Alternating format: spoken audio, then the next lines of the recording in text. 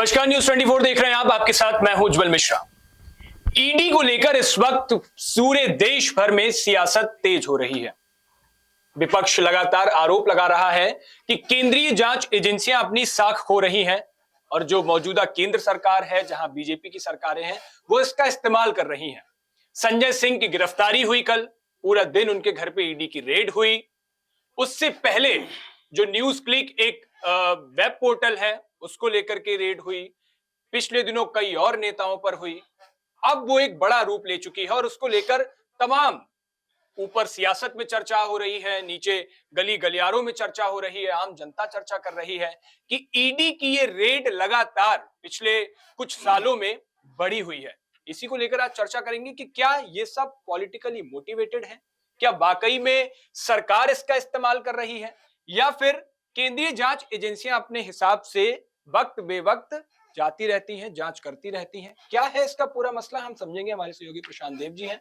तो सर, ये ईडी को लेकर बड़ी चर्चा तेज हो रही है पिछले कुछ सालों में और लगातार विपक्ष के नेताओं पर जांच बैठती है। उसके बाद वो आरोप लगाते हैं कि ये सब हमारे साथ बीजेपी के लोग करवा रहे हैं, सरकारें करवा रही हैं। इसको लेकर के बड़ी ईडी या कहूं कि सभी केंद्रीय जांच एजेंसियों की साख पे सवाल उठ रहा है। देखिए, एक जर्नलिस्ट होने के नाते अगर आप इस पूरे मामले को देखिए, शुरू से बहुत दिनों तक मैंने ईडी एजेंसीज को कवर किया है, जानता हूं मैं। दो बात आपने पूछी, एक तो कि पॉलिटिकली मोटिवेटेड है और सरकार करा रही है। तो देखिए, सरकार क्यों नहीं कराएगी? सरकार का तो काम ही है ये, सरकारी काम है ये। पॉलिटिकली मोटिवेटेड कैसे इसको समझा जाए कि पॉलिटिकली मोटिवेटेड क्या ये समझा जाए कि किसी केस में आप ना घुसिए वो पॉलिटिकली मोटिवेटेड है, या किसी केस में आप घुसिए वो पॉलिटिकली? कैसे इसको देखेंगे भाई? एजेंसी है, एजेंसी के पास ये बात बिल्कुल सच है कि एजेंसियां नेताओं पे कार्रवाई कर रही है, जो पहले नहीं होता था। एक दूसरे की बात को लोग समझ जाते थे, सब कुछ छूटा होता था। लेकिन जहां जहां भी एक्शन हुआ है, मेरा अपना मानना है व्यक्तिगत तौर पे, एक पत्रकार के तौर पे, एक जर्नलिस्ट के तौर पे, कि अगर पॉलिटिकली मोटिवेटेड, मैं उसे तब मानूंगा जब बिला वजह किसी को आपने पकड़ लिया, कोई केस है नहीं, तब भी आप पकड़ रहे हैं। अब ये साबित कैसे होगा कि केस है या नहीं है? देखिए, एजेंसी कार्रवाई करती है और कार्रवाई करते ही, चाहे पुलिस हो, सीबीआई हो, ईडी हो, इनकम टैक्स हो, एक्शन करते ही तुरंत एक केस डायरी बनती है और कोर्ट के सामने उसको रख दिया जाता है। ये जस्टिफाई करना पड़ता है कि हमारा एक्शन जो हुआ है क्यों हुआ है, अदालत को जस्टिफाई करना पड़ता है। अदालत अगर उससे संतुष्ट नहीं है तो उठा के फेंकेगी, आपके ऊपर उल्टी कार्रवाई भी हो सकती है, पहली चीज। तो एक्शन जो भी हो रहा है, हो तो मेरिट पे रहा है, किस पे हो रहा है ये सवाल है, ये जरूर सवाल है। और इसको माना जा सकता है कि इसमें मुझे कोई संकोच नहीं इस मानने में कि पॉलिटिकली मोटिवेटेड होता है कि भाई काम करना है, उससे किसी पार्टी का पर्पस सॉल्व हो सकता है। मैं किसी का नाम नहीं ले रहा हूं, पर्पस सॉल्व हो सकता है। लेकिन आप इस पे सवाल तब खड़े होते हैं जब कोर्ट उसको मान ले कि नहीं, गलत है। मनीष सिसोदिया को तो आज तक बेल नहीं मिली, तो केस मजबूत है, मतलब क्राइम हुआ है इसलिए, नहीं तो उनको बेल मिल गई होती, बेल अभी तक नहीं मिली। तो ये जो सारे एक्शन है, तो उसमें शोर बहुत ज्यादा हो जाता है। विपक्ष के नेता तो कोर्ट को भी कटघरे में खड़ा कर देते हैं, उसकी भाई देखिए, ऐसा है कि आप एजेंसी सवाल के घेरे में है, अदालतें सवाल के घेरे में है, जनता जब वोट दे रही है वो सवाल के घेरे में है, वोटिंग पैड सवाल के घेरे में है। तो भैया फिर जब सब उल्टा ही है तो फिर तो आपका अस्तित्व नहीं होना चाहिए, खत्म है बात। सुप्रीम कोर्ट एक तरफ फैसला देती है आपके फेवर की, मतलब ये बात करूंगा ऐसा लगेगा कि मैं किसी का पक्ष लेके बात कर रहा हूं, लेकिन एक सिंपल साधारण बात यह है कि कई बार हुआ, उठा उठा के फेंका है कोर्ट ने, सबूत नहीं है, उठा उठा के फेंका है, लेकिन फिर भी कहीं ना कहीं ग्रे एरिया है।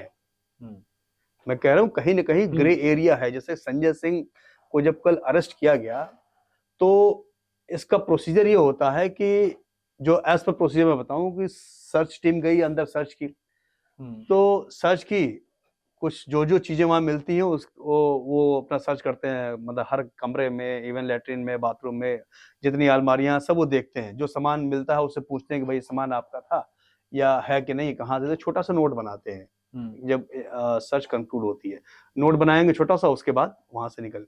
लेकिन ड्यूरिंग रेड उनको लग गया कि अगर अरेस्ट करना है, मतलब अब इनको गिरफ्तार करना है, तो वहीं वो समन देते हैं, भाई आपको पूछताछ के लिए हमको हमारे साथ चलना है। वो रिफ्यूज भी कर सकती है पार्टी कि हम अगली डेट पे आएंगे, यही ग्रे एरिया है। अगर वो रिफ्यूज कर दिया कि मुझे समय दो, तो वो समय दिया कि नहीं दिया, या फिर उठा के ले गया, ऐसी अर्जेंसी क्या थी कि तुरंत गिरफ्तार कर लिया, तो इसमें कहीं ना कहीं मैं कह रहा हूँ ग्रे एरिया है, जहां मैसेजिंग देने की कोशिश होती है।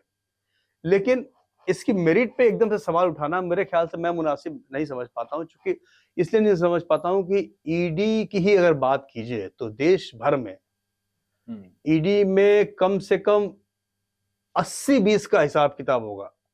मतलब 80 बड़े बिजनेसमैन जो तबाह हो गए, बर्बाद हो गए ईडी ग्रेड में, कोई जानता ही नहीं। अब 20% पॉलिटिशियन होंगे। जब किसी राजनेता पे हाथ मतलब एजेंस होता है तो बड़ा शोर होता है, क्योंकि वो नेताजी है।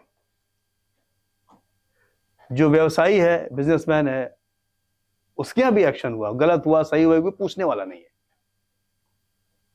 तो उस पर कभी आपने शोर नहीं सुना होगा जी, बहुत बड़े बड़े। लेकिन अगर कोई व्यवसायी किसी पॉलिटिकल कनेक्शन है तो फिर उसका नाम हो जाता है। तो ये एक मैकेनिज्म है हल्ला मचाने का, उसमें सबको फायदा होता है। एक पक्ष को फायदा होता है कि हम एक्शन ले रहे हैं, दूसरे पक्ष को फायदा होता है कि हमें विक्टिम कार्ड खेलने का फायदा है। लेकिन मैं मेरिट की जहां तक बात है कि उसमें एक मेरिट होती है। लेकिन फिर एक सवाल ये भी बनता है कि कई ऐसी कार्रवाइयां पिछले सालों में बढ़ी है, ये हकीकत है, उसके बाद कार्रवाई होती है, ईडी ले जाती है, अरेस्ट करती है, लेकिन कभी सजा में वो तब्दील भी नहीं हो पाती है। वो केस साल दर साल चलता रहता है, और उसके बाद अगर इतना मजबूत होता तो फिर उस पर सजा भी हो जानी होती। देखिए, बात आपकी ठीक है कि बहुत ही मतलब लंबा प्रोसीजर है, इन्वेस्टिगेशन का होता है, बहुत सी उसमें चीजें होती हैं। कोर्ट में जब मामला चला जाता है तो कोर्ट में भी आपको पता है कि पेंडेंसी कितनी ज्यादा है।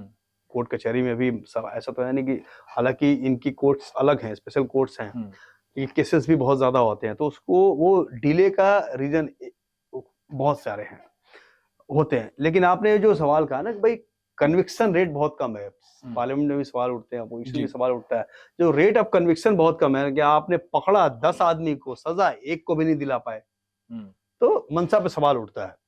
तो उसमें एक चीज ये भी ध्यान रखने वाली बात है कि अगर कन्विक्शन रेट कम है तो एक्विटल रेट भी तो नहीं है। कोर्ट ने बरी भी नहीं किया किसी को। Conviction rate, actually conviction rate का आंकड़ा ऐसे निकलता है कि आपने पहले तो आपने केस किया, पहले फिर इसको चार्जशीट किया, चार्जशीट करने के बाद कोर्ट में दिया। जब कोर्ट में ट्रायल शुरू होता है ना, जिन केसेस का, उस ट्रायल शुरू हुआ, फिर उसमें जो कितने में सजा सुनाई गई, कितने में नहीं सजा सुनाई गई, उसके हिसाब से कन्विक्शन रेट आता है। बड़ा तकनीकी मामला है। कहने का मतलब ये है कि देखिए, जब कभी भी अच्छा, एक एग्जांपल मैं देता हूं आपको, अभी हाल का, ये संजय सिंह के यहाँ कल रेड हुई, कितना हल्ला मचा जी, मतलब पूरा देश जान गया। इसके अपने नफा नुकसान है, किसी को फायदा है, किसी को नुकसान है। वहीं एक दिन पहले टीएमसी के नेताओं को भर भर के दिल्ली में गिरफ्तार किया गया, जो धरने में बैठे थे। किसी को पता है? किसी को पता ही नहीं। टीएमसी के मंत्री, सांसद नई दिल्ली में, उनको पुलिस भर भर के ले जा रही है, कार्रवाई कर रही है, कहीं कोई खबर ही नहीं, कोई हल्ला। मतलब हमने खबर चलाई, लेकिन वो वैसे हंगामा शोर नहीं हुआ कि, तो मुझे लगता है कि शोर का भी एक मैकेनिज्म है। लेकिन भाई, मैं एक जर्नलिस्ट के हिसाब से, क्योंकि एजेंसियों में पॉलिटिकल एंगल अलग चीज है, ये अलग चीज है।